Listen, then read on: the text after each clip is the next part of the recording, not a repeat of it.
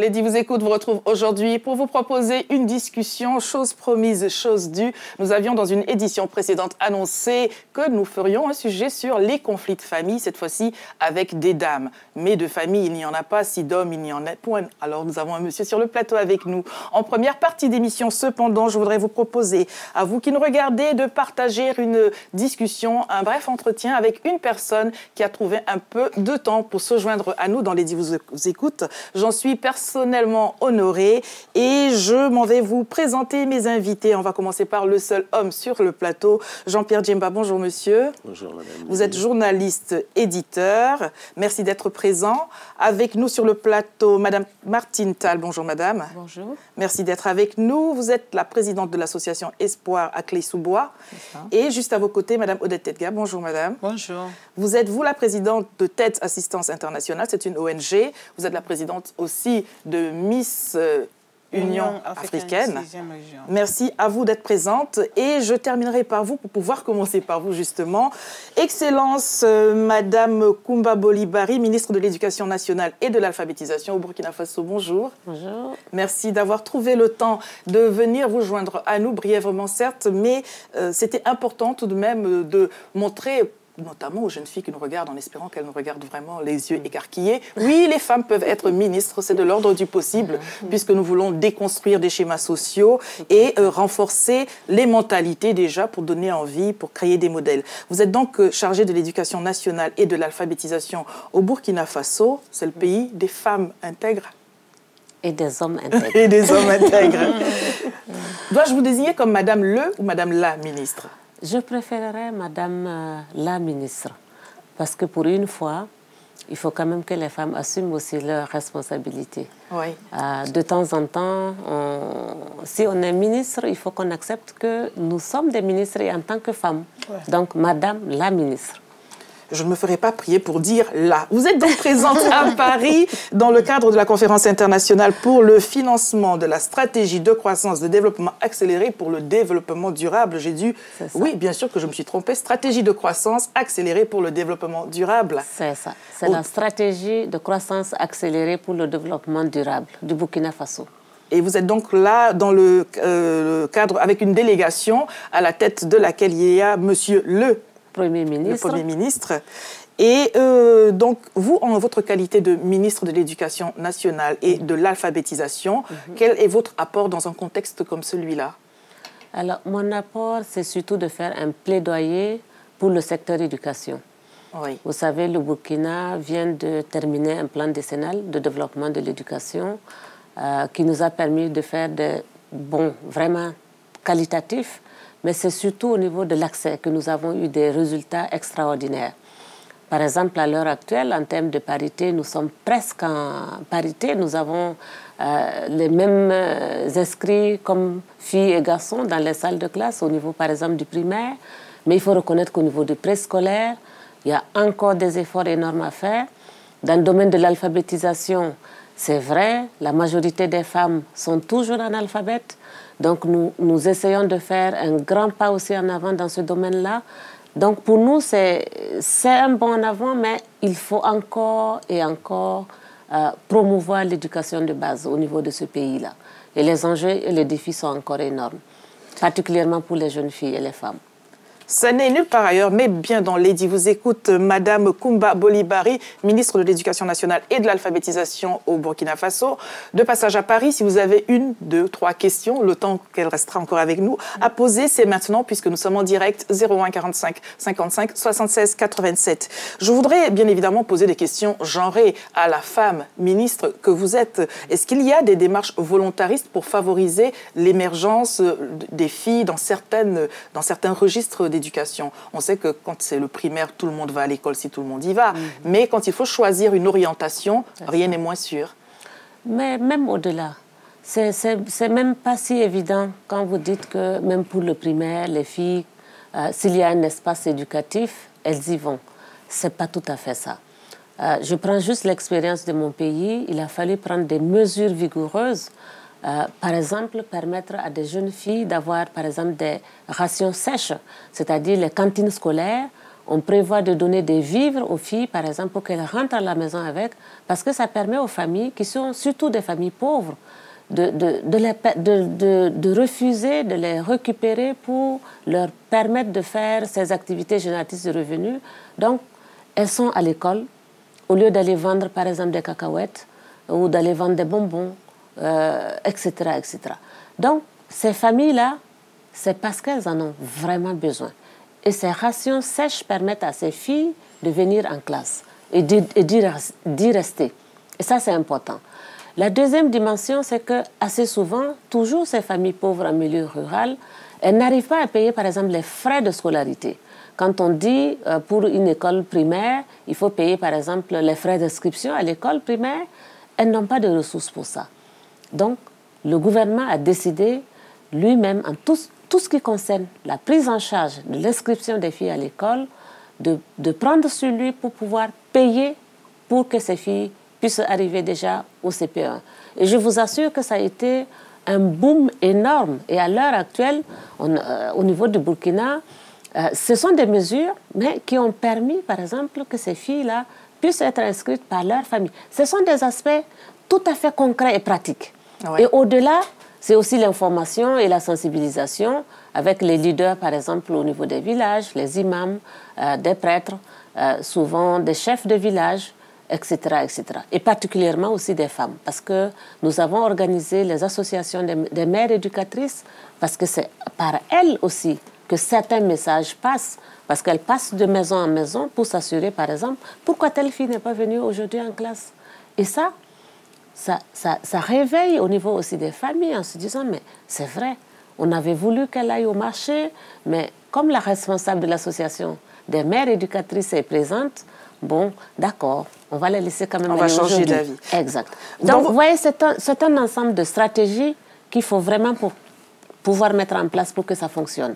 Mais ce n'est jamais acquis d'avance. On parle d'éducation nationale, tout le monde sait ce que c'est. Quand on parle d'alphabétisation, accolée à l'éducation nationale, on s'interroge, est-ce que c'est ce qui concerne notamment les adultes, en rappelant que dans les adultes, il y a donc des femmes aussi, et souvent elles ne sont pas les plus scolarisées. Comment les choses sont-elles organisées de ce point de vue-là? C'est ça. Non, il faut reconnaître que, en ce qui concerne l'alphabétisation, il y a à la fois les femmes, il y a les hommes, mais il y a surtout aussi les adolescents et les adolescentes. Je prends le cas du Burkina. À l'heure actuelle, on a par exemple presque 2 millions de jeunes qui sont hors du système éducatif, à la fois formel ou non formel. Et nous avons besoin justement d'ouvrir des centres d'alphabétisation pour ces jeunes-là, mais au-delà de l'alphabétisation type instrumentale, où on apprend à lire, à écrire, à calculer, nous avons surtout besoin de donner de la capacité et des compétences à ces jeunes et à ces jeunes filles, à ces jeunes garçons, pour qu'ils assument mieux leur avenir. Et pour nous, c'est ça qui est essentiel dans le domaine de l'alphabétisation. Au-delà des jeunes, c'est aussi des adultes. Vous voyez, on parlait par exemple des associations des mères éducatrices. Pour qu'une mère éducatrice puisse s'occuper au mieux aussi d'envoyer son enfant à l'école, et particulièrement sa fille, il faut qu'elle-même puisse avoir effectivement cette capacité-là, donc cette compétence. Une fois qu'elle est alphabétisée, elle sait ce que ça signifie d'être capable de lire, d'écrire, mais surtout aussi de suivre les devoirs. Exact. Non, absolument. Mais surtout d'avoir certains types d'informations qui vous permettent d'avoir une certaine emprise sur votre propre environnement social, économique et voire politique. Nous, au niveau du Burkina, nous avons non seulement donné des compétences et des capacités de type instrumental aux femmes et aux hommes du milieu rural, mais nous les avons même capacités pour qu'elles puissent, par exemple, accéder aux élections, par exemple. Une bonne majorité des femmes qui ont été élues conseillères municipales, elles sont issues des centres d'alphabétisation. Parce que tout simplement, là, à partir de l'alphabétisation, il y a eu aussi des formations techniques spécifiques qui étaient liées à la dimension politique, où des femmes sont venues témoigner en tant que femmes politiques pour leur dire, mais aussi des partis majoritaires, mais aussi des partis d'opposition, des femmes qui sont issues de ces différents partis, qui sont venues faire des témoignages dans ces centres d'alphabétisation et qui ont permis à ces femmes de se dire, mais écoutez, mais si c'est ça, aussi faire de la politique et avoir des responsabilités. Nous allons nous engager. Elles se sont engagées et ça a fonctionné. Avant d'accorder la parole donc, à nos 3 invités, ils ont chacun certainement une petite question avant de vous laisser partir aussi. Je voudrais préciser que cette rencontre, cette conférence donc, est organisée par la Banque mondiale. Comment allez-vous faire valoir la situation des femmes, des jeunes filles, des jeunes, bien évidemment, c'est votre registre, auprès de la Banque mondiale? Vous allez nous le dire tout à l'heure. Je voudrais, monsieur Jean-Pierre Djemba, vous laisser l'occasion d'adresser votre question donc à Madame la ministre. Oui, Madame, je vais un tout petit peu déroger à ce que vous faites habituellement en disant que je n'ai pas de questions à poser. Oui, allez-y, je vous prie. Juste faire une petite observation. Oui. On dit souvent que l'exemple vaut mieux que tous les discours. Et Madame la ministre est en train de nous dire que le gouvernement du Burkina a donné la possibilité aux femmes. Elle est l'exemple vivant des possibilités qui ont été données aux femmes au Burkina, parce qu'elle est ministre. Elle est non seulement ministre, mais elle est ministre de l'Éducation nationale. Ce n'est pas très courant en Afrique. Ouais. On a beaucoup de ministres des Affaires sociales, et on voit à quoi ça trait. Pour une fois, et je dois le dire sur ce plateau, c'est la première fois que je suis en face d'une femme ministre d'éducation, à côté d'une femme ministre de l'Éducation nationale. Donc, l'exemple prêche mieux que tous les discours au Burkina. Et d'ailleurs, ne dit-on pas que éduquer un homme, c'est éduquer un individu, mais éduquer une femme, qui plus est la nommée ministre de l'Éducation, c'est en faveur de toute une nation. Madame Tedga? Oui, moi j'ai 2 questions à poser. On avait dit une, allez-y, je vous prie. Oui, parce que la question ne vient pas encore. Oui. Je suis déjà très contente de voir Madame la ministre parce que, comme M. Djemba disait tout à l'heure, c'est des cas très rares. On n'en voit jamais. Mais j'ai une question qui me dérange depuis le sommet France-Afrique à Nice, où on a été reçu par le président de la République avec toutes les membres du Burkina. Mais ce qui m'a intrigué un peu, que peut-être que vous allez me répondre aujourd'hui, on a vu que presque tous les postes des consuls, des responsabilités, c'était des Européens. Pourquoi ça? Parce qu'il manque des Burkinabés pour avoir ce poste de l'extérieur. Parce que c'est la volonté comme ça du peuple. Deuxième question. Non, deuxième, en fait, je ne sais pas si c'est une question. Est-ce que, comme vous, en tant que Madame la ministre, est-ce que vous ne pouvez pas, peut-être un projet que je veux dire, c'est-à-dire comme les femmes n'ont pas de moyens pour inscrire leurs enfants à l'école, est-ce que vous ne pouvez pas former des microcrédits, prêter un peu d'argent à ces femmes pour qu'ils aient des fonds de commerce pour pouvoir plus tard arriver à inscrire leurs enfants à l'école. Parce que j'ai l'impression que ça manque. Parce que s'il y a les activités pour ces femmes, peut-être pourront faire les beignets, tu vois, je ne sais pas. Alors on va prendre la question de Madame Tall, sachant que Madame va devoir partir. Moi d'abord, je voudrais vous féliciter. Merci. Parce que c'est toujours agréable donc, de rencontrer une dame accédant à une aussi haute responsabilité. Et comme l'a dit notre frère, c'est très rare.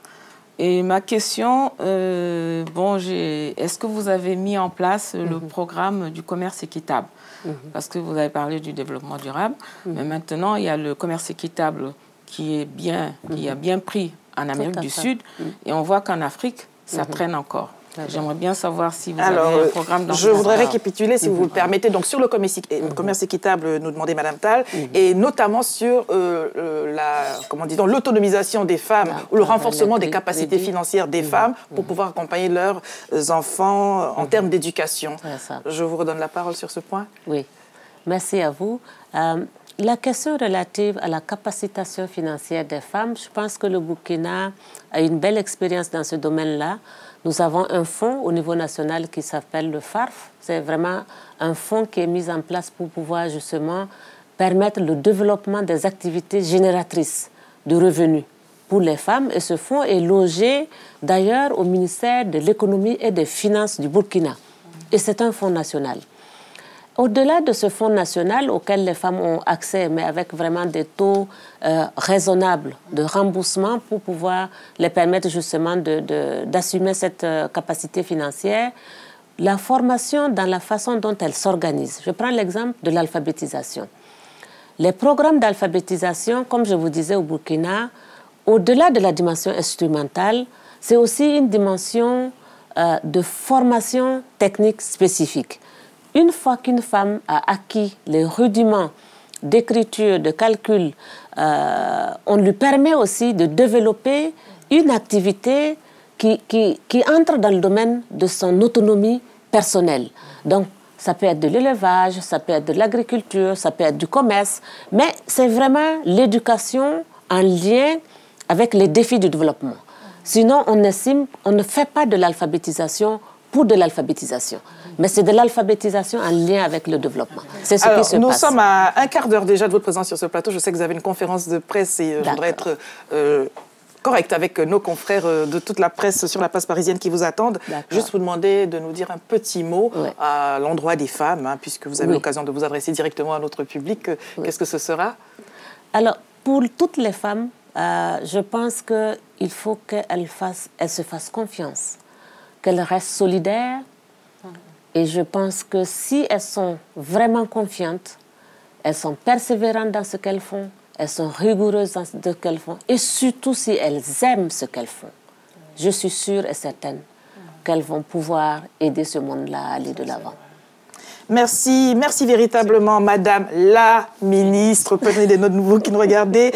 Je rappelle que vous êtes donc ministre de l'Éducation nationale et de l'alphabétisation au Burkina Faso.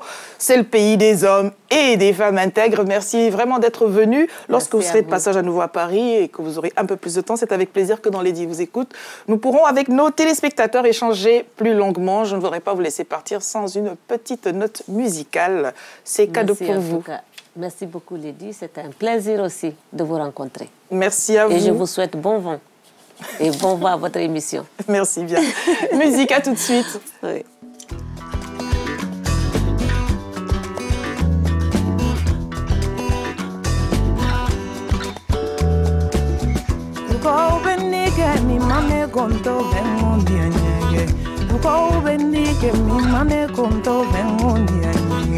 Kone dumbe burama fe burama infine ko jalama. Kone dumbe solo fe solo infine ko jalama. Kone dumbe alama fe alama infine ko jalama. Ogo beke di bisa, ogo beke di bisa, ogo beke di bisa, ogo beke di bisa.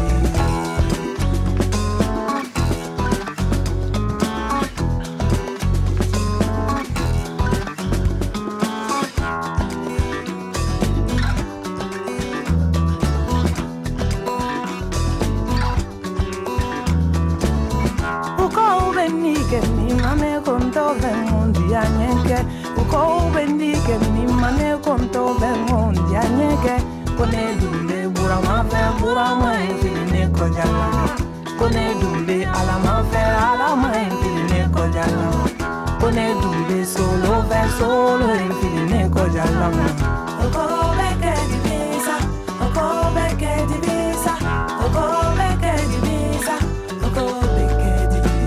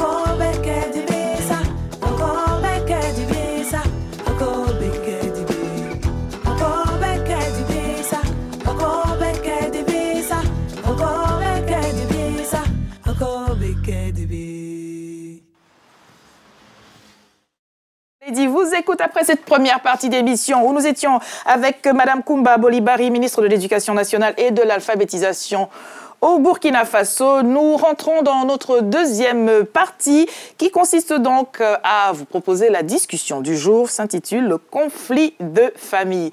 Je me dois de le préciser à nouveau, c'est en continuité de ce que nous avions déjà eu dans une édition précédente sur les belles familles. J'avais bien noté que ceux des messieurs sur le plateau avaient dit ce qu'ils en pensaient, mais que les dames avaient besoin de s'exprimer sur ce sujet-là. Ce sera donc la réponse des bergères aux bergers et de bergers sur le plateau. Il y en a un aussi. Nous essayons de faire les choses comme il se doit. Nous sommes toujours en direct 01 45 55 76 87. Vous allez pouvoir nous appeler et nous faire vos suggestions sur comment gérer ces conflits de famille, comment apporter du calme dans tout cela, parce que des fois, on peut avoir mal au conjoint, mal à son épouse, pire encore, mal à tous ceux qui les entourent.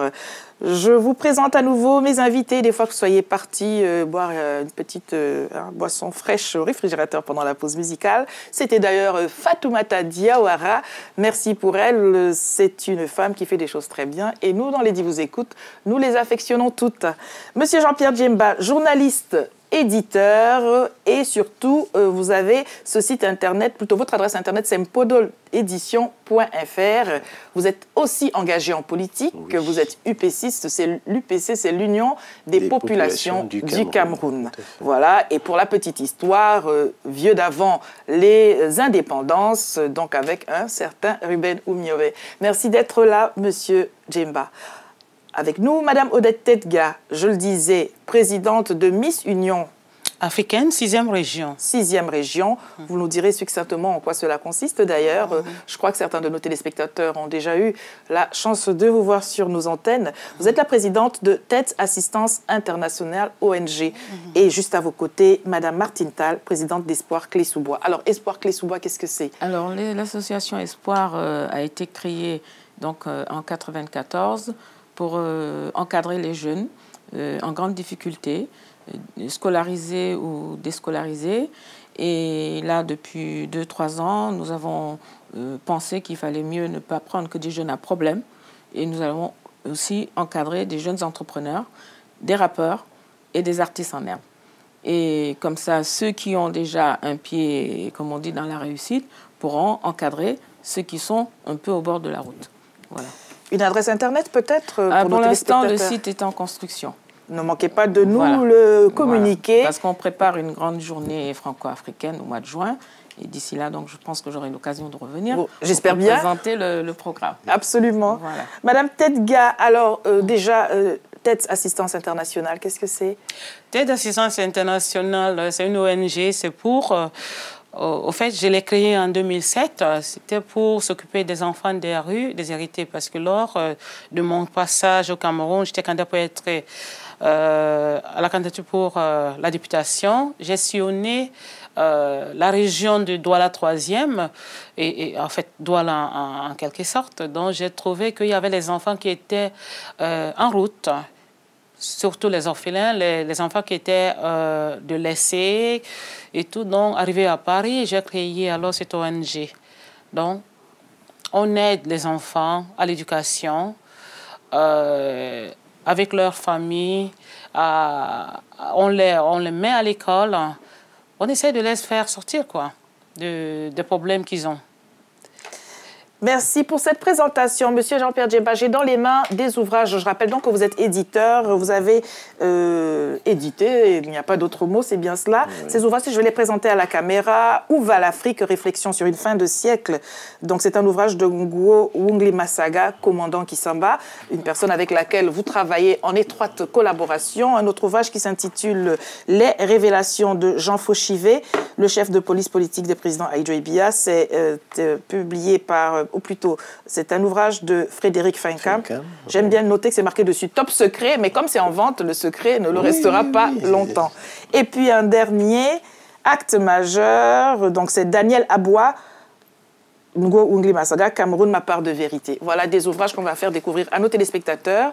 Et je voudrais à présent, mesdames, messieurs, vous proposer notre discussion. Conflit de famille. Vous avez suivi, Madame Tedga, le sujet sur les belles familles. Vous aviez des choses, vous, à apporter du point de vue, peut-être qui n'a pas été exprimé des femmes. Alors oui, en fait, ce que je peux dire, les conflits de belle famille. Au niveau du conflit de belle famille, je me dis que quand une femme se marie avec son...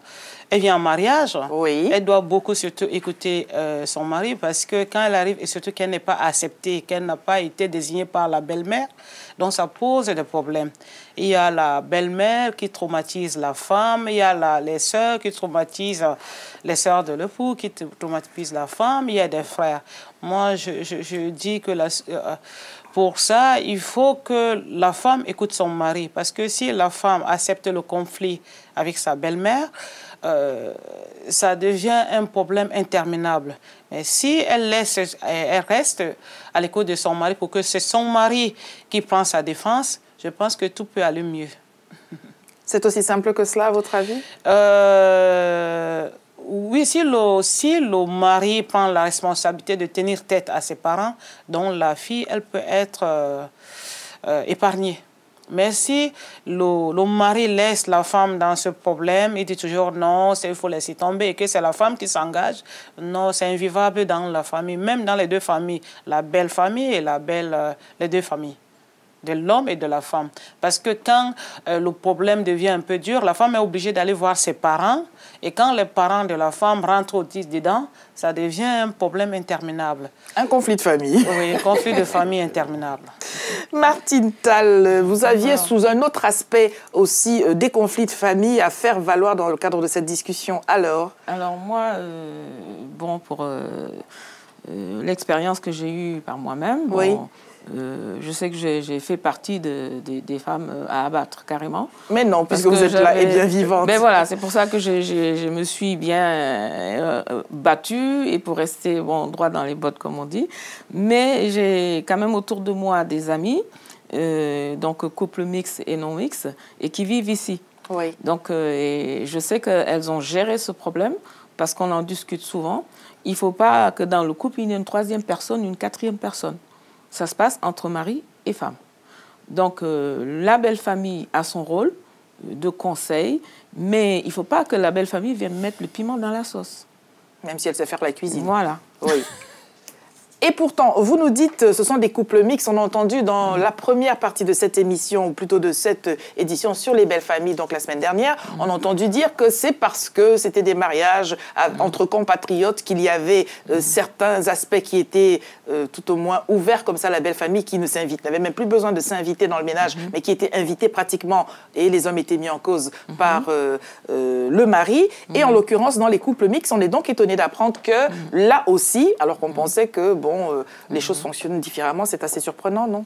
Ah ben oui, parce que dans les couples mixtes, déjà, moi je prends l'exemple des cousins qui sont mariés, le Sénégal et France. Donc, il y a déjà le problème de pourquoi, jusqu'à un certain moment, la femme ne s'intègre pas, quand c'est la femme qui est d'origine française. Et pourquoi c'est toi qui fais la cuisine? Et pourquoi c'est toi qui t'occupe des enfants? Alors que on vit ici où on doit tout partager. Voilà. Et quand c'est les vacances, il y a des vacances qui s'en vont là-bas. Alors c'est encore l'émission totale dans le couple. Donc c'est pour ça que moi, par rapport au couple que je fréquente mixte, on me dit on essaie d'être diplomate dans les deux sens.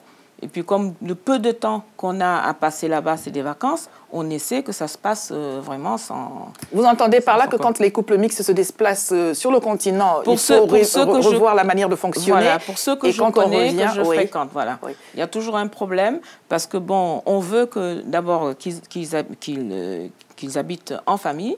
Souvent, ils disent non, on ne peut pas rester en famille parce qu'on est venu en vacances, on a besoin de s'isoler.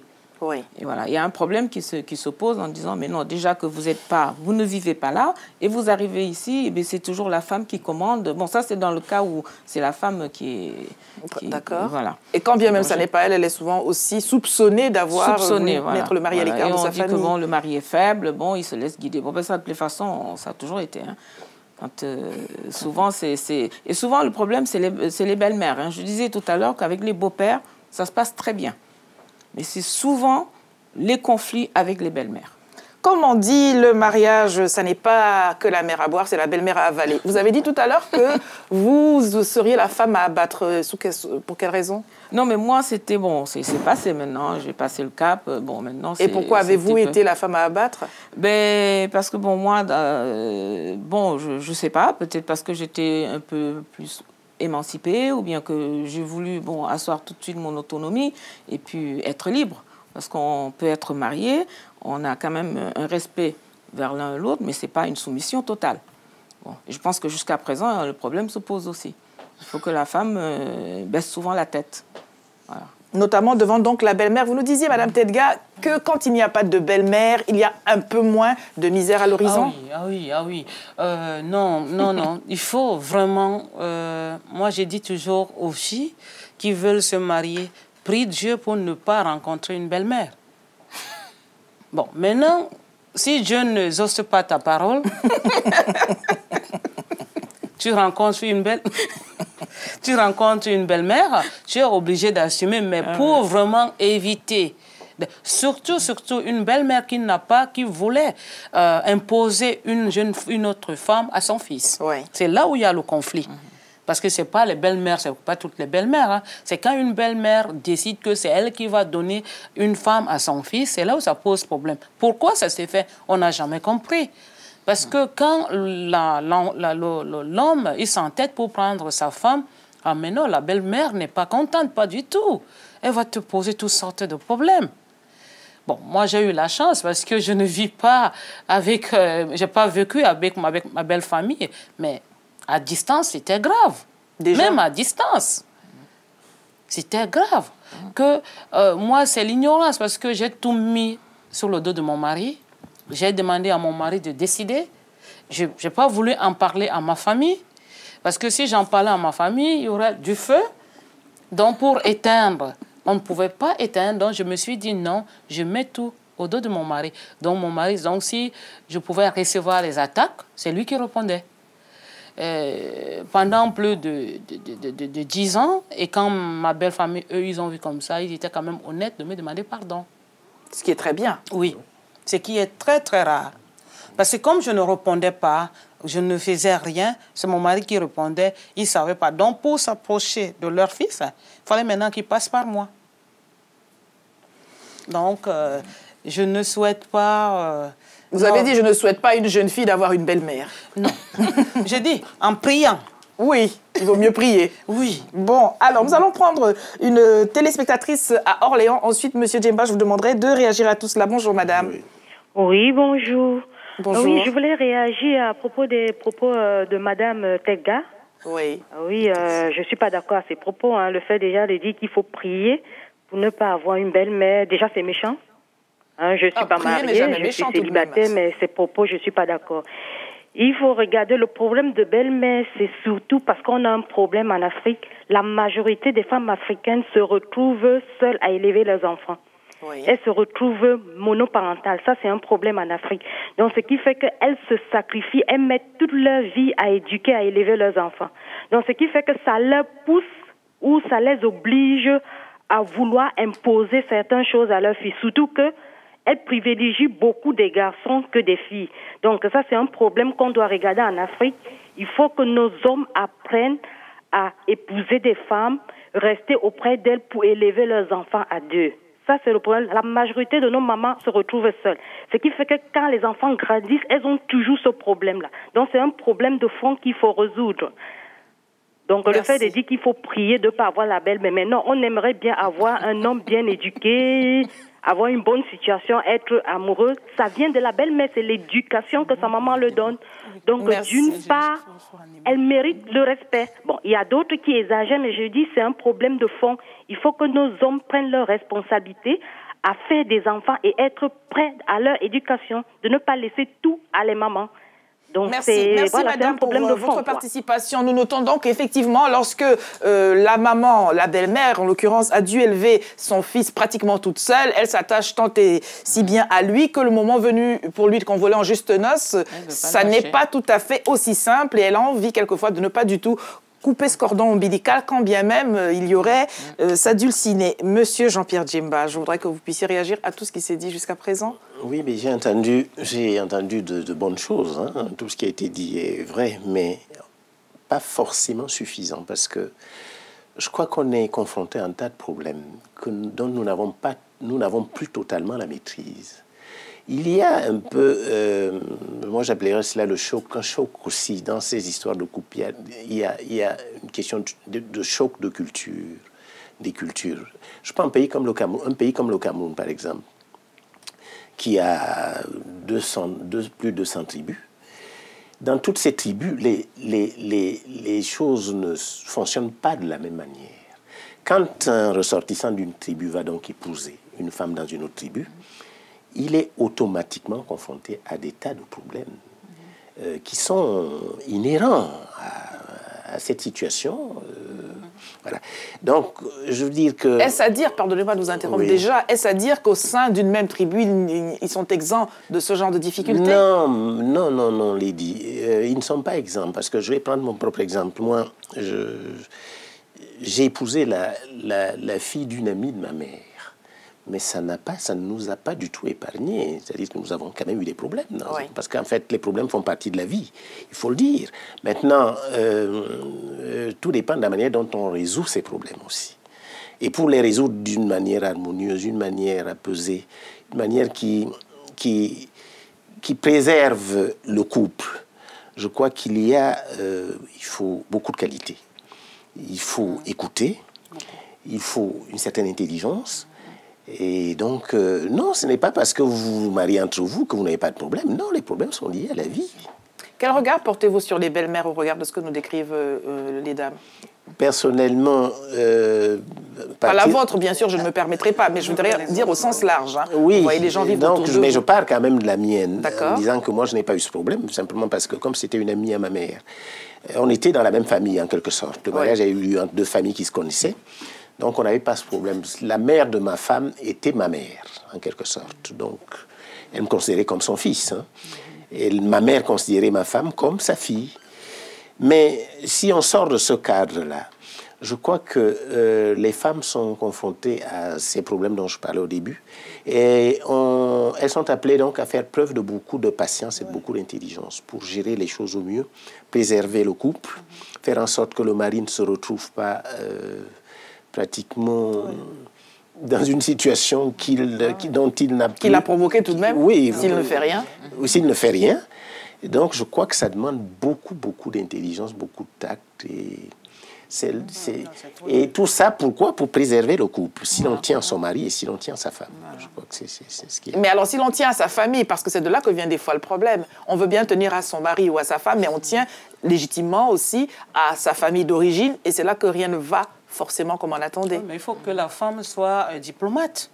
Parce que si la femme n'est pas diplomate, elle ne peut pas. Parce que moi, je vous donne toujours... en fait, vous voyez, par exemple, comme je vous disais tout à l'heure, une belle fille qui rentre dans un foyer.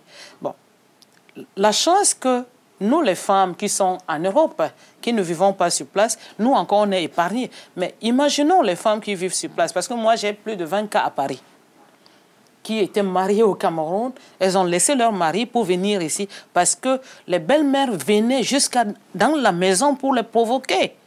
Des fois, elles préparent, la belle-mère jette la nourriture, ou la belle-mère vient l'insulter à domicile, ou les belles-sœurs viennent l'insulter. Et que font les maris à ce moment-là? Les maris font quoi? Rien. Si la femme accepte de répondre, il y a deux cas. Soit tu laisses ton mari gérer. Si ton mari vraiment il tient à toi et qu'il t'aime, il va te dire ne réponds pas, je réponds à ta place. Mais si le mari dit oh bon, je laisse, quand il commence à discuter, lui s'en va, il prend sa veste, il s'en va, il laisse la belle-mère et sa femme en train de discuter. En disant je rentre pas dans des histoires de bonne femme. Je rentre pas et puis je suis pas une femme. Dit-il viril. Essaie-t-il de dire virilement? Ça pose un problème. Oui. Ça pose un problème. Moi, je vois les gens très proches où la belle famille venait dans le quartier comme à Douala, ils viennent comme ça en pleine journée et se met à insulter la maman et insulter les enfants, ses petites nièces. Comment imaginez-vous que les enfants voient ça aujourd'hui? Moi, je connais des enfants où elles ne veulent plus voir leurs beaux-parents, leurs grands-parents. Ils disent que non, la façon qu'ils ont traité ma mère, ils ne veulent pas. Donc moi, j'ai une formation, j'ai fait des études sociales. Donc je reçois les femmes régulièrement, on en parle. Parce que c'est quand j'ai vu ça l'autre jour, tu en parlais la dernière fois, je voulais aller au travail, mais je suis restée. J'ai écouté l'émission jusqu'au bout, j'ai dit, mais non, c'est pas possible. Mais si vous voyez la souffrance que les femmes souffrent, ou le beau-frère qui vient parce que tu as épousé son frère, il commence à dicter, à faire sa loi, mais non, ça ne marche pas. La femme, elle est là, elle est comme une esclave. Finalement, qu'est-ce qu'elle fait? Elle est obligée de fuir le mariage. Si elle trouve le billet d'avion, venir à Paris, elle dit, je ne suis pas divorcée, je vis là. Mais elle ne retourne plus. Entre-temps, le mari a pris une autre, il l'a mis dans la maison, mais ça ne va pas. Il est malheureux. En attendant qu'elle parte, elle oui, aussi. il est malheureux. La maman, la belle famille, eux, ils sont contents, mais l'homme est malheureux. Alors, on va parler du malheur des hommes, on n'en parle pas suffisamment, mais je voudrais qu'on aille faire un petit tour au Sénégal, qui est votre pays d'origine, Madame Tall. Oui. Alors, comment les choses s'articulent-elles de ce côté-là? Alors, c'est assez compliqué parce que moi, j'ai vécu une partie de ma scolarité au Sénégal et la partie professionnelle qui est la plus importante, et même où je me suis mariée, en Côte d'Ivoire. Oui. Voilà. Vous êtes une véritable métisse africaine, alors. Et bien voilà, et puis très traditionnaliste. Parce que j'ai eu la chance d'avoir été élevée par ma grand-mère. D'accord. Mais dans ma famille, je prends l'exemple d'une de mes cousines, son mari, bon, on a discuté souvent. Et un jour, il m'a dit, pour aller dans le sens, comme il a dit tout à l'heure, il faut être doté d'une grande intelligence et d'écoute. Et on discutait, il me dit, bon, ça fait des années, ils ont presque 40 ans de mariage, voire plus. Les enfants ont grandi, il y a des petits-enfants. Et le problème reste que la belle-mère n'accepte toujours pas sa bru. Voilà. Et lui, bon, il me dit, bon, moi, maintenant, j'ai tranché. C'est mon épouse que j'aime bien et c'est ma mère. Donc, c'est moi qui vais faire maintenant, comment on appelle ça? La navette. La navette. Tantôt, je vais voir ma maman, tantôt, je reste... Et ça marche très bien. Ça marche très bien.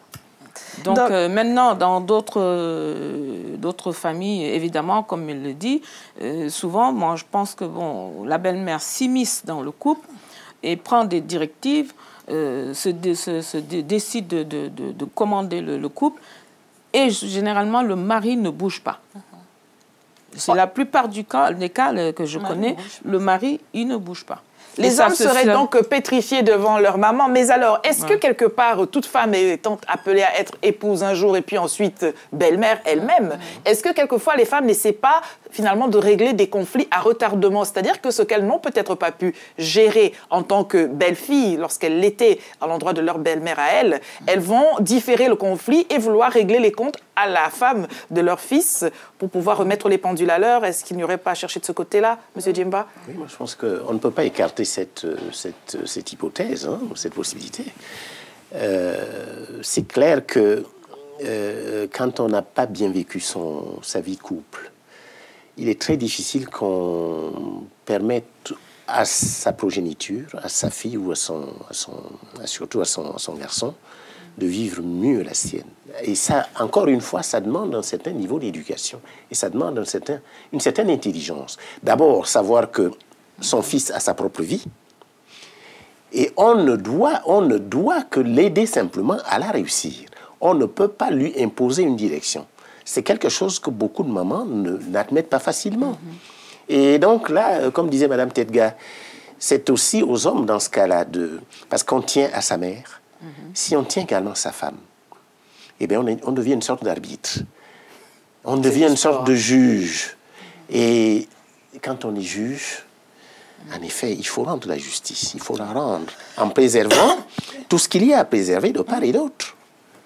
On entendait tout à l'heure que les femmes ont besoin d'être diplomates. Les femmes le sont-elles diplomates plus que les hommes? C'est la question que je vous pose, vous qui nous regardez, qui allez prendre le téléphone pour nous le dire. Et puis aussi, on a évoqué le malheur des hommes. Les hommes sont-ils conscients quand ils le sont seulement malheureux qu'ils le sont? Et comment gèrent-ils cela, à votre avis? Non, mais je vais peut-être froisser mes frères et les hommes. Vous plaît. Oui, les hommes ne sont pas toujours conscients. Pas toujours, c'est pas toujours le cas. Parce que si j'ai bien entendu ce que Mme Tedga a dit, il y a des hommes, d'ailleurs vous l'avez dit aussi, Lady, vous avez dit il y a des hommes qui, quand une dispute éclate dans la famille, entre la maman et on se lève, on se dit, on prend sa veste et on se dit, bon, moi je m'en vais, je ne veux pas entrer dans les affaires de bonne femme. Ce n'est pas la meilleure manière de procéder. Parce que souvent, ce sont des questions sérieuses qui se posent. Et aux questions sérieuses, il faut apporter des réponses sérieuses. Ce n'est pas en s'en allant, en disant, bon, en se défaussant, parce que c'est une façon de se défausser, qu'on règle les problèmes. Donc, c'est pour ça que je dis... apporter des solutions sérieuses, les hommes les ont-ils, ces solutions-là, d'ailleurs? Certaines, oui. Oui. Et pourquoi n'en font-ils pas état? Certains, non, il y en a d'autres qui en font, d'autres qui s'en foutent. Vous savez, après un certain âge que le couple reste ensemble, il se détache un peu, je ne sais pas, chacun s'éloigne un peu à cause de cette dispute. Oui. Qu'est-ce que ça fait alors?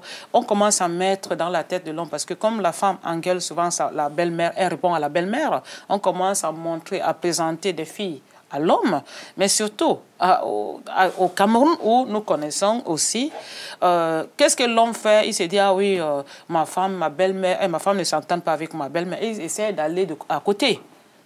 Et c'est là où le problème commence déjà à naître, quand il y a souvent les divorces, les femmes qui... Parce que l'homme n'arrive plus à gérer sa famille, parce qu'il en a marre, il ne dort plus à cause de sa belle famille, à cause de sa famille et à cause de sa femme.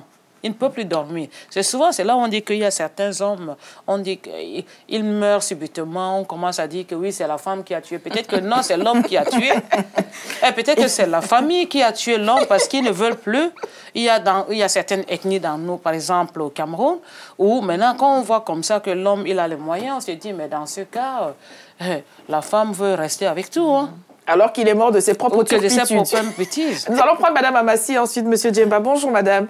Bonjour Lydie, et bonjour monsieur et dame. Je voulais tout simplement dire une chose, qu'on va devoir peut-être dans quelques années, avec les nouvelles générations, changer les choses. Parce que la plupart du temps, les belles-mères créent plutôt des monstres. Je m'explique, des monstres dans ce sens où les hommes deviennent des vieux garçons. Ceux qui sont mariés, ceux qui ne sont pas mariés et tout. Une fois qu'on traverse la frontière et tout, on arrive en Europe et tout, ils ont tendance à reproduire les mêmes choses. Et la plupart du temps, vous parlez du Cameroun, moi je suis camerounaise et tout, vous parlez du Cameroun certes, mais il y a d'autres pays. On essaie de voir, étant sur place, surtout en Europe, voir leur comportement. Le comportement ne change pas pour autant. Dites-vous qu'avec les nouvelles générations, les choses vont changer. Dans le vrai sens, le sens excusez-moi parce que là je perds mes mots. C'est des débats qu'on a toujours mis sur les plateaux où on a du mal à régler certains problèmes. La dame, je crois qu'elle est assistante, je sais pas, assistante sociale ou quelque chose comme ça et tout. Les femmes ont toujours subi. Et M. Djemba nous a parlé de l'aigreur qu'ont certaines personnes et qui reproduisent cette aigreur sur leur famille, voire même sur les enfants, la plupart du temps. Je ne veux pas être longue, croyez-moi, c'est très difficile. Même quand on se déplace, on part de l'Afrique et tout, une fois arrivé ici, c'est le même comportement. Et la plupart du temps, ça crée des vieux garçons. Moi, je les appelle des monstres la plupart du temps. Merci madame pour votre participation. La question qu'il faudrait donc peut-être se poser au regard de ce que nous dit la téléspectatrice, c'est comment est-ce que vous, mesdames, notamment vous qui nous regardez, vous monsieur, comment vous projetez-vous en tant que beau-père et belle-mère? Parce que on a fini d'incriminer les belles-mères, génération d'avant, mais la génération des femmes que vous êtes, est-ce que vous êtes véritablement consciente qu'il faut être donc vigilante? Et tant que nous y sommes, qu'est-ce qu'il faut à votre avis faire ou ne pas faire avec la femme de son fils ou le mari de sa fille? Je peux répondre? Oui. Moi, d'emblée, parce que j'ai 3 garçons, c'est que j'ai dit à mes garçons tous les jours, Parce que j'aime même ce conflit. Parce que comme c'est les enfants qui ont vécu ici, leurs amis, c'est des étrangers, en fait, les étrangers, c'est-à-dire que d'autres pays ou des Françaises et tout. Moi, ce que je dis à mes enfants, retournez-vous dans votre pays. Le métissage, qu'on me parle là, que mon enfant se marie avec une Sénégalaise ou un autre pays, moi, je suis contre. Moi, je le dis, je suis contre. Et pourtant, vous avez fait ménage avec quelqu'un du même pays que vous. Du même pays, oui, non, attendez, pourquoi? Non, parce que là aussi, c'est un problème. Il faut mettre le point sur les i sur ça. Oui. Imaginons, ton fils se marie avec un Congolais. Ou un autre, voilà, parce que les Congolais ne sont pas mis en cause. Avec quelqu'un d'un autre pays. Voilà. Et que le jour où le mariage est fini, les enfants rentrent dans le pays de la femme. Pas forcément. Non, la plupart. Hein, parce que les enfants sont toujours à côté de leur maman. Il faut que les femmes commencent à mettre le point sur ça. Parce que quand l'enfant va se marier avec quelqu'un, je ne sais pas, le pays qui n'est pas de son pays, qu'il y a des enfants, où il y a même le divorce, hein, mais c'est un problème. L'enfant a tendance à mener les enfants vers son pays. Même entre nous, déjà, quand vous vous mariez déjà entre vous, c'est un problème. C'est déjà un problème. C'est un problème. Mais moi, je préfère qu'elle revienne dans le même... Parce que là, au moins, les grands-parents peuvent, quand ils ont envie de voir leurs petits-enfants, ils savent que c'est dans le même pays. Mais qu'est-ce qui est important, Madame Tedga, d'après vous? Est-ce que c'est ce que vont faire les grands-parents ou est-ce que c'est quand même la situation des enfants qu'il faut d'abord prendre en compte ou celle des parents même, d'ailleurs? Non, vous savez que quand les grands-parents, ils sont déjà vieux, ils n'ont plus en charge des enfants. Les enfants sont déjà grands. Oui. Donc, les petits-enfants deviennent leurs enfants. D'accord. Ils s'occupent vraiment énormément de leurs petits-enfants. Ils aimeront avoir leurs petits-enfants. Vous pensez là à vos futurs petits-enfants? Ah oui. Nous allons prendre monsieur en Angleterre et ensuite Madame Tal, monsieur Djemba. Bonjour. Oui, bonjour Lydie. Bonjour monsieur. Oui, c'est monsieur Kemayo depuis l'Angleterre. Bonjour monsieur. Je voudrais profiter de l'occasion pour dire bonjour à monsieur Jean-Pierre Djemba et à tous vos invités qui sont sur le plateau.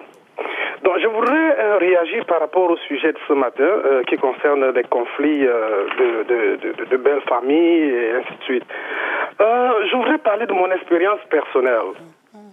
Je me suis marié à 23 ans, j'étais encore en fac et ma femme n'avait que 16 ans. Donc nous avons fait un mariage à crédit. Elle n'a pu me rejoindre chez moi qu'après que j'ai fini mes études.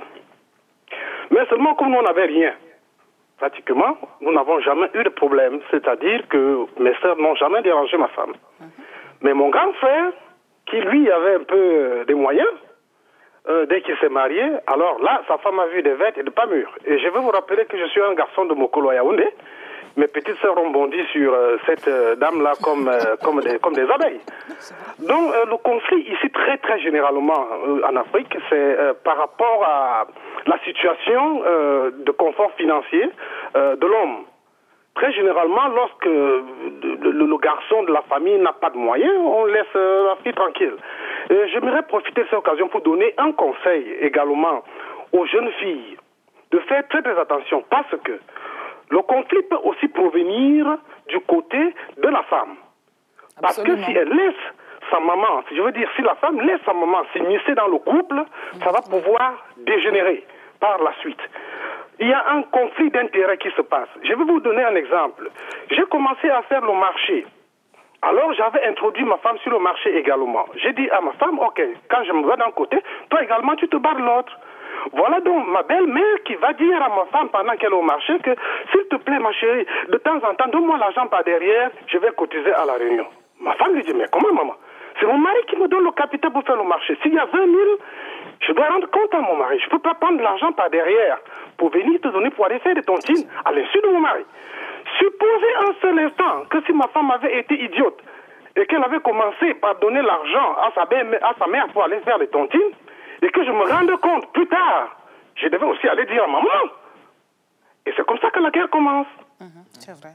Donc faisons attention.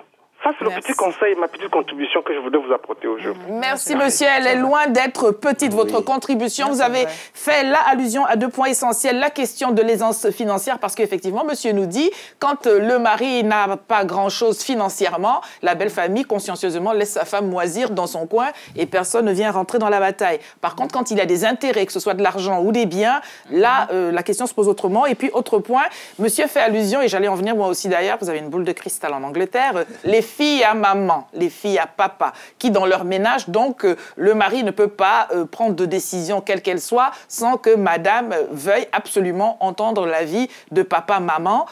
Un autre cordon ombilical qu'on n'arrive pas à couper non plus, monsieur Djemba? Tout à fait. Non, mais d'ailleurs là, nous parlons de choses très, très sérieuses. Le couple entre un homme et une femme, avec des responsabilités qui en découlent. Celle de faire des enfants, de les élever et d'en faire des hommes, de bons citoyens. Et je crois qu'on pourrait transposer les choses en disant... Il y a une très belle citation de Césaire qui me semble convenir à cette situation. Nous voulons voir nos sociétés s'élever à un degré supérieur de développement, mais d'elles-mêmes. Mais d'elles-mêmes. C'est la même chose pour un couple. Si un homme et une femme décident de se mettre ensemble, compte tenu des responsabilités qu'ils ont, parce que vis-à-vis de la progéniture, qui va être la leur, il faut qu'ils s'élèvent à un certain niveau de développement pour y faire face de manière, je dirais, harmonieuse et efficace. Voilà.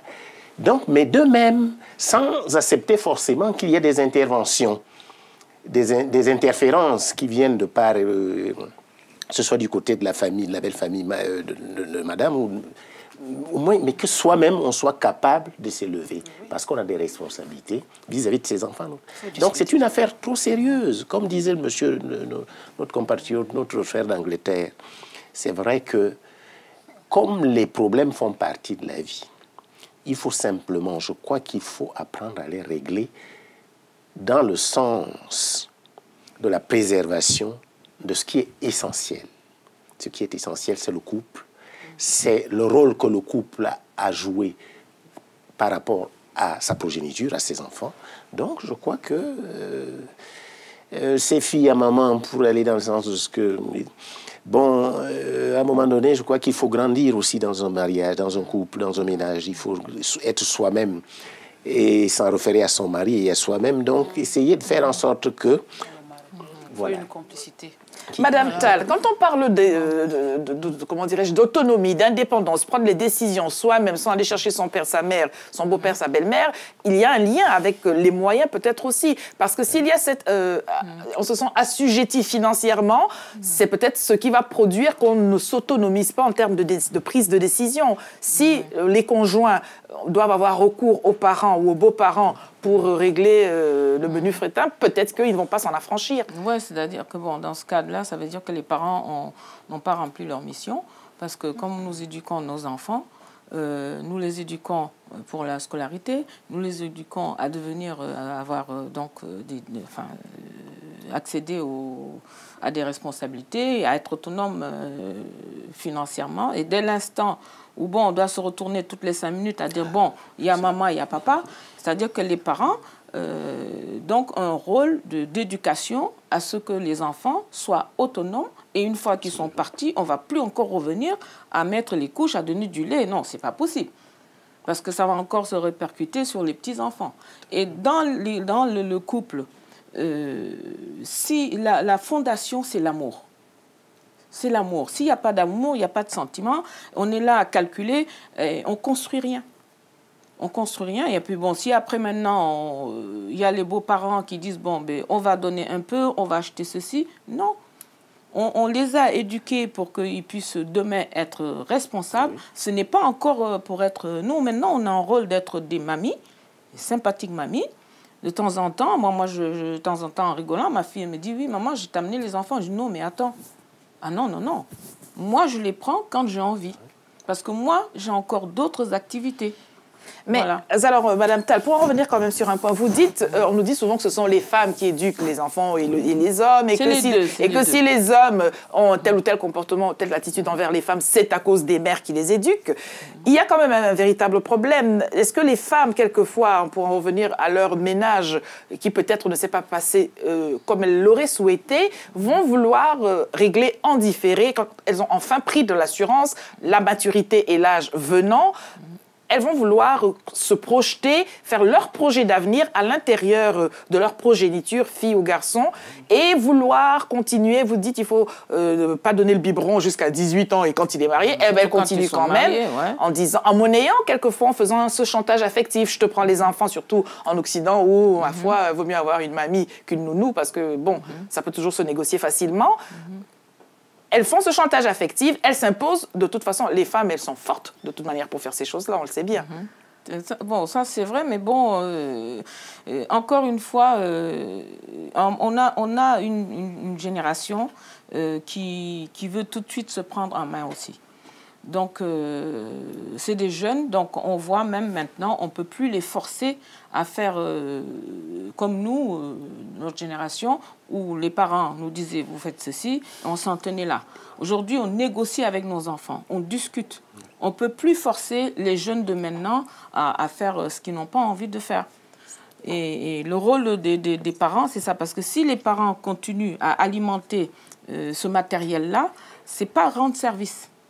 À un moment donné, quand le jeune se prend en charge, qui dit, bon voilà, une jeune ou un jeune homme, je vais me marier, on est là pour donner les conseils pour que la construction du couple, et puis que ça puisse aller de l'avant.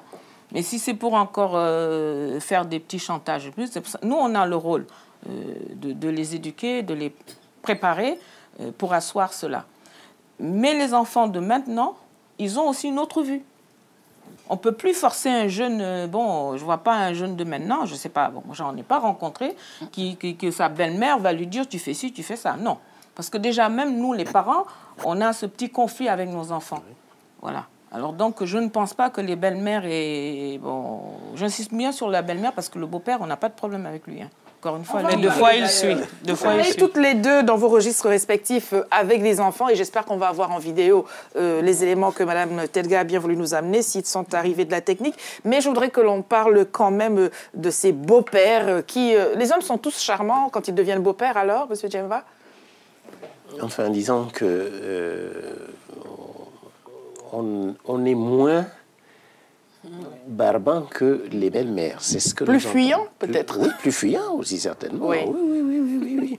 C'est-à-dire que les hommes, souvent, même quand ils payent, parce qu'on dit souvent que c'est celui qui paye qui commande. Et la main qui reçoit est toujours au-dessous de la main qui donne. Même quand les pères donnent, et donc sont supposés avoir la main qui est celle qui est au-dessus, je pense que vis-à-vis de leur belle-fille, ils sont pas toujours, c'est plus cool si on peut parler de cette manière. Mais les belles mamans sont beaucoup plus pointilleuses. Elles veillent au grain. Voilà. Et puis elles sont là pour mettre le piment dans la sauce. Hein, voilà. Donc les beaux-pères sont moins regardants, moins voilà. C'est vrai. Vous avez des beaux-parents, des belles-mères, des beaux-pères. Vous ne savez peut-être pas comment vous réorganiser avec eux pour qu'ils vous laissent un tout petit peu d'oxygène au sein de votre relation de couple, vous n'arrivez pas à vous en autonomiser. Ce sont peut-être vos parents pour gérer vos enfants et avoir une relation apaisée avec votre conjoint, ou plutôt vous savez très bien le faire. Merci d'accepter de nous appeler pour faire partager vos petites astuces, vos tuyaux, parce qu'on l'a compris à ce que nous en disent nos intervenants sur le plateau. Quelquefois, il y a beaucoup d'eau, beaucoup trop d'eau dans le gaz, et on ne sait pas comment gérer sa progéniture. On rappelle quand même que si pour nous, les adultes que nous sommes, les carottes sont cuites, pour les adultes de demain, entendez, les enfants, les ados, il y a encore des choses qui peuvent être faites, qui demandent à être faites. Je cherchais là, comme ça, ma transition pour pouvoir vous proposer en image l'élément vidéo que nous apporte là Madame Telga. Qu'est-ce que nous allons voir dedans? Oui, là, comme je nourris des enfants des rues, des orphelins. Je suis partie au mois de juillet pour essayer de leur donner à manger parce que c'est des enfants qui n'ont pas de père, qui n'ont pas de famille, qui skient en route et tout. Donc, je suis partie leur donner à manger Ça. Donc, aujourd'hui, j'aimerais qu'en voyant cette vidéo, je demande de l'aide aux gens, aux personnes qui peuvent nous aider parce que je suis en train d'ouvrir un centre, un dortoir pour recevoir ces enfants à Douala et un centre de formation pour l'alphabétisation et la couture. Vous avez laissé partir Madame la ministre du Burkina qui s'occupait aussi de l'alphabétisation. Regardez avec nous, tout de suite, au téléphone d'ailleurs. Asiko, c'est dans quel pays? Ok, ça va? Tout le monde est bien? Vous êtes en forme? Je propose un jeu, c'est un concours. Ok? On va commencer d'abord doucement. Ensuite, on va voir ceux qui sont les plus rapides. Écoutez-moi d'abord, c'est Ataba. Ataba. Ataba. Ataba. Atabako. Atabako.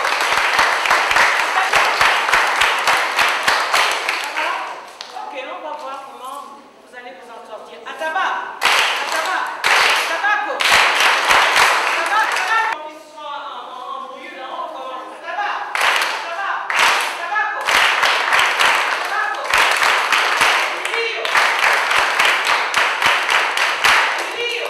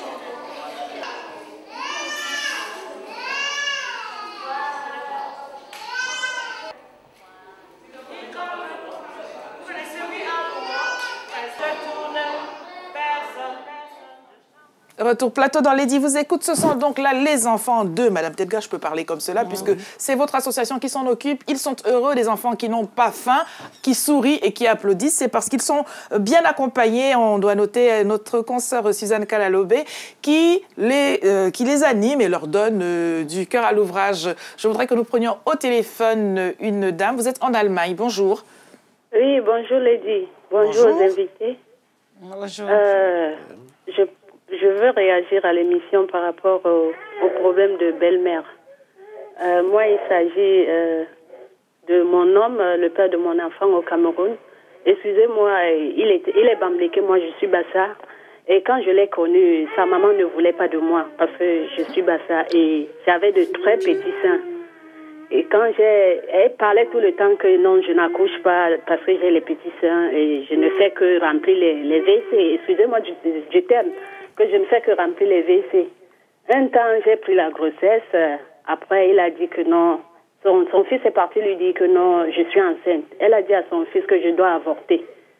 Mais je dis à son fils pourquoi. Un début, là, son fils était avec moi. Il était, si sa mère parle, c'est lui qui répond. Ben, un temps, il n'était plus à mes côtés. Vous voyez, donc j'étais devenue seule jusqu'à ce que sa maman, quand je partais au marché, elle m'insulte, elle me dit que même si je fais 10 enfants avec son fils, je ne pourrais jamais être la femme de son fils. Jusqu'à ce qu'un jour, elle a soulevé la robe, maudit son fils. Je suis restée, mon mari n'était plus en paix à la maison, ne faisait que pleurer.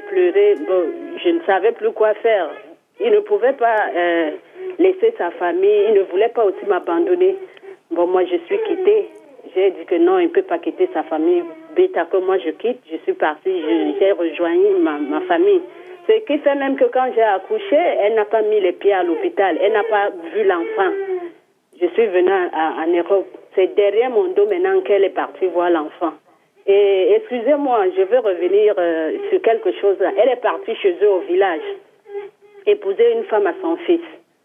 La femme est venue, mais le père de mon enfant n'aimait pas la femme là, jusqu'à ce que la femme l'a empoisonnée. Il a failli mourir. Maintenant, ma belle-mère m'a appelé maintenant pour me demander les excuses. Que non, je dois revenir. Son fils m'appelle tout le temps que je dois revenir. Je vous pose une question, s'il vous plaît. Si c'était vous à ma place, que devriez-vous faire? C'est tout ce que je voulais dire, Lady. Au revoir.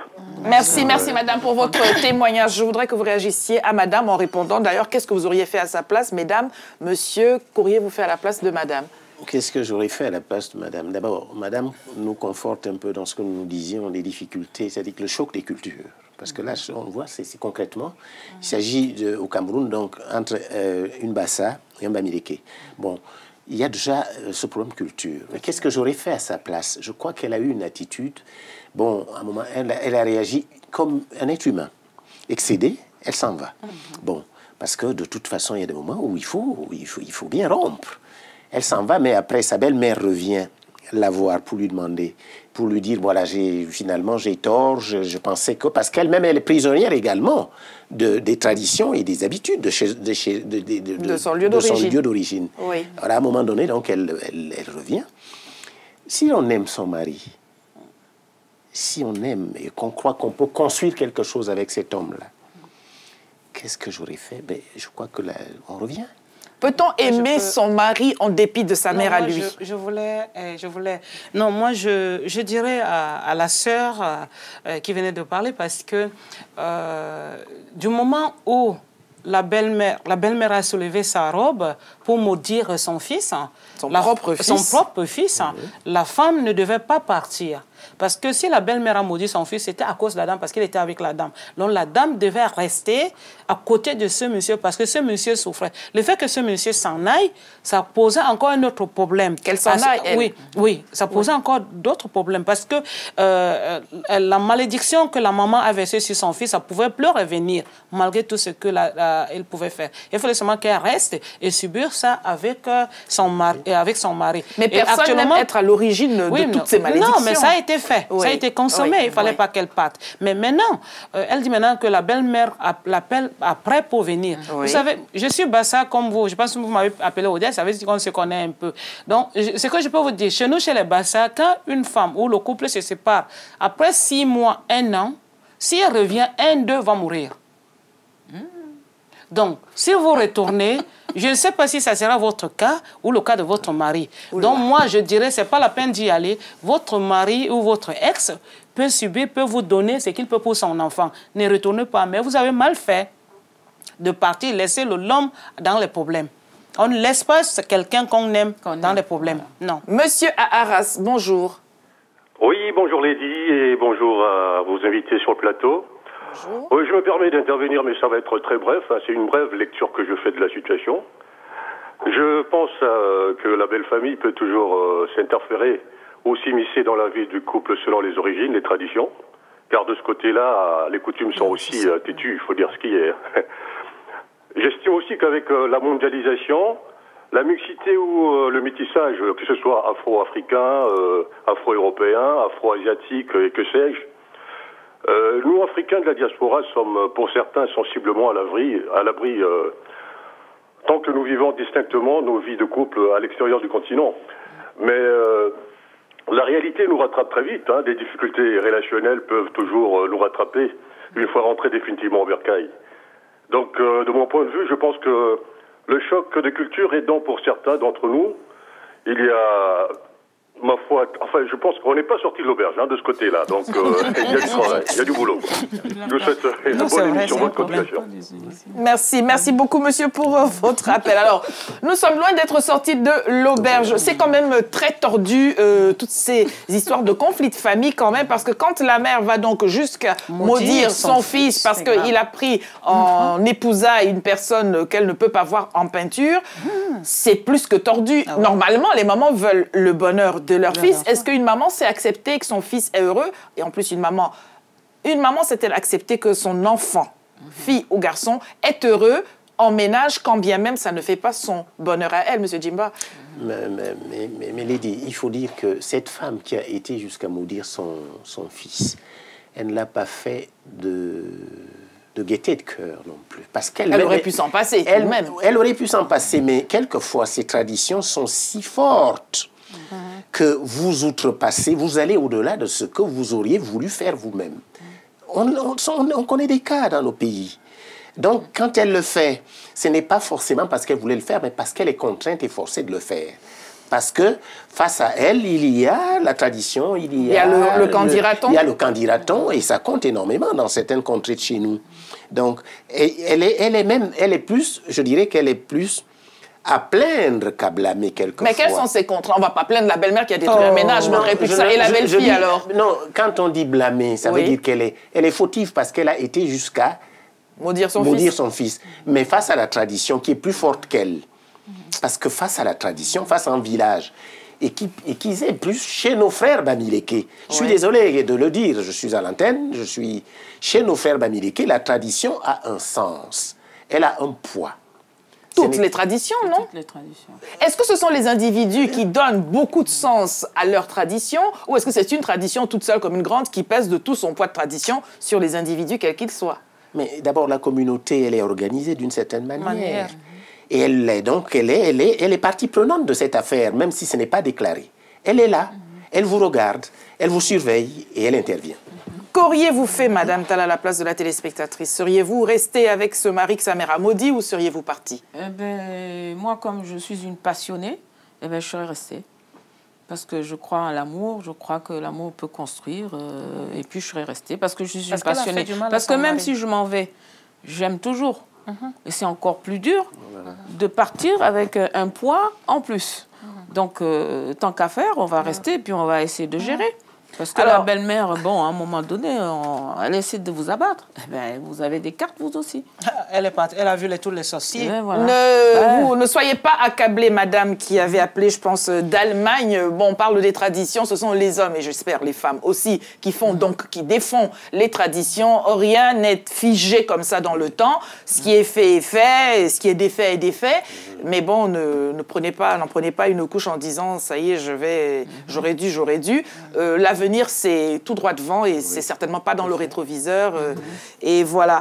Je voudrais donc quand même qu'on parle de ces traditions. Moi, j'aime bien quand on me donne du grain à moudre comme ça. Donc, il va falloir qu'on fasse une émission. Et d'ailleurs, si vous voulez participer à une émission sur les traditions et leur emprise sur les relations sociales entre les femmes et les hommes, dans Lady vous écoute, merci de nous adresser un courriel à l'adresse qui s'affiche élégamment sur le bas de vos écrans, ladyvousécoute@telesud.com, en y mettant vos coordonnées pour que nous puissions vous contacter et en convenir. On va donc aller gratter dans les traditions. Tout cela pose la question de l'autonomie, de l'individualisation de l'individu face à son groupe d'origine. Est-ce que si le groupe et les traditions disent qu'il faut faire ci, il ne faut pas faire cela, les hommes et les femmes vont-ils s'en affranchir? Et la véritable question derrière celle-là, c'est des hommes et des femmes, lequel des deux s'affranchit moins difficilement de ces traditions? C'est l'homme. C'est l'homme qui s'affranchit difficilement parce que nous parlons des Bamileke parce qu'ils ont leur tradition. Je vais vous donner l'exemple chez les Bamileke. Un Bamileke, quoi qu'il arrive, s'il épouse une étrangère, il va toujours ramener une Bamileke dans la maison.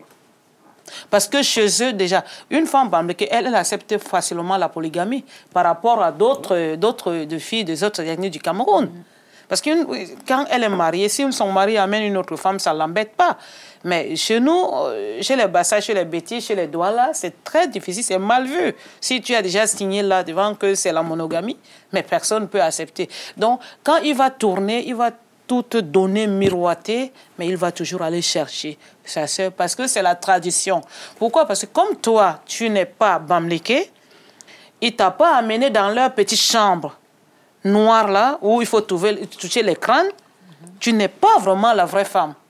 Donc il va maintenant essayer de prendre encore la deuxième, qui est de même ethnie que lui, pour amener, parce qu'il faut qu'il l'amène d'abord avant de le poser, ils appellent mariage de coutume, pour qu'il touche je ne sais pas quoi, là-bas, Alors, est-ce que dans cette chambre où, comme vous dites, où on touche un crâne, après cela, on ne divorce plus parce qu'on a touché le crâne dans la chambre noire? Eh bien alors, à quoi ça sert d'aller dans la chambre noire? Mais justement, c'est là, ça pose problème. Nous partons en Hollande. Vous êtes aux Pays-Bas, madame. Bonjour. Bonjour, madame Lady. Bonjour. Bonjour à tous les invités sur le plateau. Merci. Je voulais juste participer en disant que je corroborais un peu avec le monsieur qui a appelé, je crois, de l'Allemagne. Oui. Qui disait que très souvent c'est un problème de moyens financiers. Hein. Je crois que c'est un peu ça quand le monsieur a des moyens financiers, ça fait que bon, la belle famille ne reste plus tranquille. Moi par exemple, quand on a eu la possibilité de mettre deux parteurs sous terre au pays, et pendant que moi j'y étais et c'est moi qui m'occupais des travaux. Bon, il faut aller jusqu'à dire que normalement, c'est pas moi qui devais m'occuper des travaux, c'était eux. Donc, ne tenant pas compte du fait que nous sommes mariés légalement et que ce qui nous concerne nous. Et bon, au point de dire que, bon, étant donné que vous avez des choses à faire donc, sur le terrain, forcément, il ne peut plus aider tout le monde comme il aurait dû le faire s'il n'avait rien à faire avec l'argent. Ce qui fait que, bon, vous avez des problèmes parce qu'on se dit d'un côté que tout l'argent va plutôt de l'autre côté, du moins du côté de la famille du mari dit que c'est la famille de la femme qui mange tout l'argent. La famille de la femme, plutôt de mon côté aussi, dit que c'est... Bon, bref, vous êtes au milieu.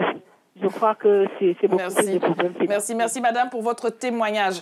Ne serait-ce pas, nous sommes à quoi, une petite dizaine, un peu moins, 2 minutes de la fin de cette émission. Finalement, madame, mesdames, monsieur, une question purement aussi spatio-temporelle, c'est-à-dire que on entend parler de promiscuité, de ici, au pays, de là-bas, quand on n'est pas sur le même espace ou quand cette belle famille des deux côtés ne peut pas rappliquer aussi vite qu'elle voudrait, aussi fréquemment qu'on ne voudrait pas, il y a un tout petit peu plus d'air, donc le couple évolue avec moins de conflits.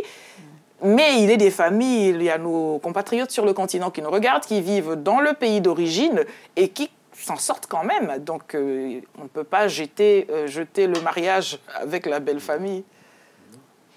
Non, on ne peut pas. De toutes les façons, on ne peut pas le faire parce qu'en fait, c'est quand même un grand problème.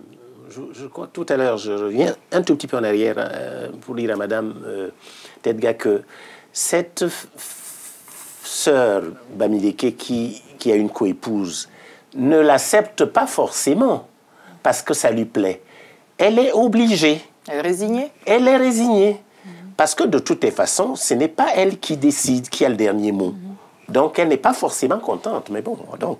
Et moi, je crois que ces problèmes, parce que ce sont des problèmes, un tas de problèmes, un ensemble de problèmes, nous amènent à nous poser des questions de fond. Qui sommes-nous? D'où venons-nous et allons-nous? Où allons-nous? Surtout, comment y allons-nous? Et comment allons-nous faire pour y aller? Parce que tant que nous n'aurons pas répondu à ces questions, eh bien, on avancera clopin, avec des problèmes qui font partie de la vie et avec toutes sortes de choses qui ne vont pas nous faciliter non plus la vie. Donc, mais est-ce que s'affranchir aussi de ces traditions, puisqu'on l'a compris, regarde ce que vous nous dites toutes, pesantes, on est considéré comme quelqu'un qui veut tout briser, qui se renie, qui ne connaît pas sa culture, qui veut singer une autre culture, vous savez bien laquelle. Mais Lady, donc, ça nous amène à nous poser la question de fond. Cette question, parce que finalement, tant que les Africains n'auront pas fait un choix, et il est temps qu'ils le fassent. Qui sont-ils? D'où viennent-ils? Et où veulent-ils aller? Et il y a un ensemble de choses qui sont liées à ces 3 questions. Les questions de mariage ne sont pas du tout à mettre de côté. Elles sont en plein dans cette affaire. Qui sommes-nous? D'où venons-nous et où allons-nous? Et comment allons-nous faire pour y arriver? Voilà. Alors, 2 choix, vous en avez fait tous les 3. Je voudrais rappeler, Monsieur Jean-Pierre Djemba, que vous êtes éditeur, vous êtes journaliste, vous êtes UPCiste. Ceux qui ne le savaient pas vont le savoir désormais. L'UPC, c'est l'Union des populations du Cameroun. Vous avez donc là ramené 3 ouvrages que vous avez publiés. Je vous ai chicané en vous disant que d'ouvrages de femmes, il n'y en avait. Mesdames, vous pouvez désormais, vous qui nous regardez, aussi écrire. il y a un éditeur sur le plateau. Nous allons lui faire, pardonnez-moi monsieur, un marquage à la culotte pour qu'il veuille bien publier toutes ces choses, ces charges émotionnelles finalement que vous avez emmagasinées, avec lesquelles vous ne faites rien. Peut-être écrire permet de les sortir, de s'en dégager, de s'en alléger, et puis de transmettre aussi des manières de faire, bien faire apprendre aux générations futures, d'apprendre de nos erreurs d'adultes à nous. Deux choix, vous en avez fait vous aussi, Madame Tal. Je voudrais terminer par ce que vous nous avez présenté au début de cette émission à Clé-sous-Bois, donc l'association Espoir. Vous nous avez dit que vous travaillez avec des jeunes, dans la musique notamment. Des jeunes, comme on dit, scolarisés, déscolarisés, et des jeunes aussi, jeunes entrepreneurs, des jeunes artistes en herbe, des rappeurs et des slammeurs. Comme ça, on va sortir un peu du cliché de s'occuper que de la difficulté, parce qu'il y a aussi de bonnes choses. Et ensuite, donc, on va faire, voilà, ceux qui ont réussi peuvent encadrer ceux qui hésitent. Et puis, nous le faisons avec l'association est composée de mamans, parce que les familles, c'est les mamans qui adhèrent, les parents et les enfants. Voilà, parce que notre objectif, c'est de pouvoir laisser après cet outil aux jeunes, parce que nous, on n'est que de passage. Oui. Voilà, et c'est notre rôle. Hélas. Voilà. Et puis, il y a notre grande fête que nous organisons donc, au Clé-sous-Bois au mois de juin, qui va réunir donc, la communauté franco-africaine, puisqu'il y a 18 pays. Et donc, on vous invitera. Et puis, je reviendrai. Envoyez-nous surtout, voilà, envoyez-nous l'affiche et tout, qu'on puisse en parler. En parler, parce que nous avons pris, voilà, j'ai une petite affiche. Vous voyez, vous nous l'enverrez pour la journée. Voilà, la journée, voilà. Nous allons prendre notre dernier téléspectateur qui est dans le sud de la France, alors que je vais montrer cette belle affiche où on voit au cœur de nos racines, de racines on a beaucoup parlé, journée franco-africaine à Clé-sous-Bois le 12 mai 2012. On aura une plus belle affiche, mais celle-là, allez hop, je vais la montrer. Monsieur, nous vous écoutons dans le sud de la France. Bonjour. Oui, bonjour. Bonjour, merci déjà d'avoir accepté de me prendre. Je réagis vite par rapport à la femme qui a quitté son foyer, là, etc. Et il y a quelque chose qui me choque. Parce qu'on parle tout le temps de cette femme, mais je n'entends nullement, quelque part, excusez-moi, j'ai coupé le son de la télé, donc j'entends pas les personnes qui réagissent. Donc je n'ai pas entendu une seule fois où on a parlé de la réaction de l'homme. Parce que moi qui vous parle, j'ai vu le même problème. J'étais obligé de partir, donc d'amener mon épouse dans une autre famille, enfin dans une autre maison, parce que j'en ai eu les moyens. Mais donc il y a un triple problème qui se pose. Le problème économique, c'est-à-dire la personne, tant que la personne ne veut pas emmener sa femme ailleurs que dans la maison familiale, il y aura toujours des problèmes. Mais dès qu'ils sont séparés, les problèmes se tassent. Le deuxième problème, qui est un problème de tradition, c'est parce qu'on vit ensemble dans le même pays que le problème se pose. Mais dès l'instant que vous êtes ailleurs et que vous n'êtes plus dans le même concon, le problème s'enlève. Mais dans tout ça, ce qui me choque, excusez-moi, et c'est pour ça que j'ai réagi, mais l'homme, qu'est-ce qu'il a fait? Il a toujours laissé sa maman réagir. Moi, quand j'ai eu le problème, je suis allé carrément, je suis même allé, je ne vais pas dire jusqu'à me battre avec ma mère, mais presque on en est arrivé au point. Après, j'ai mis ma femme à part et le problème s'est passé. Maintenant que je suis ici en France, ils passent leur week-end à aller voir ma famille, etc. et tout est rentré dans l'ordre. Voilà ce qu'il faut maintenant dire à cette femme. Mais ce qui me fait peur, c'est ce qu'a dit madame. Si l'une des deux personnes rentre, il y en aura un qui va mourir. On est où? Donc il y a un problème de tradition, il y a un problème économique et il y a un problème des hommes. Quand vous amenez une épouse qui quitte sa famille, qui quitte tout le monde pour vous, mais quand même, mettez-la en sécurité.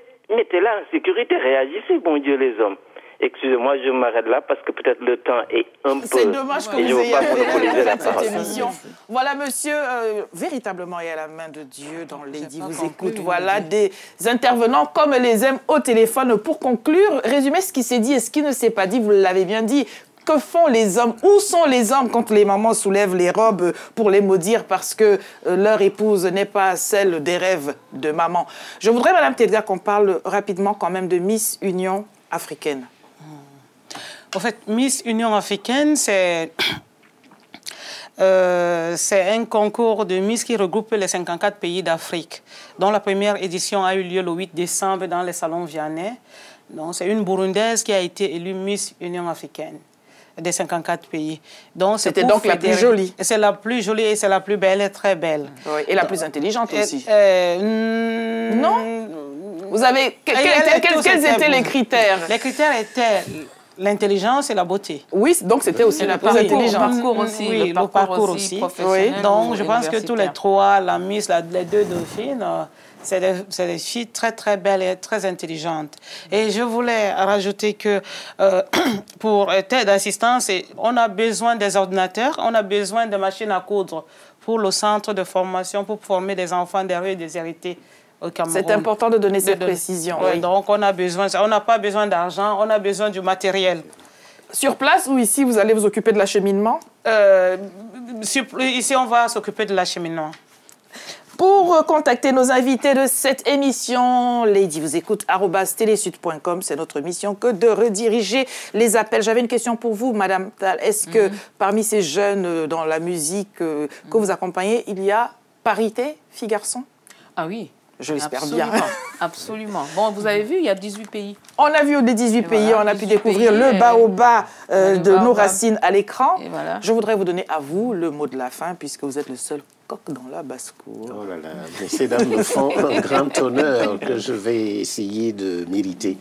Non, mais je pense qu'il faut que de part et d'autre, les hommes et les femmes fassent un effort pour apaiser les tensions. Et on doit se faire cet effort parce que de toutes les façons, c'est à nous que revient.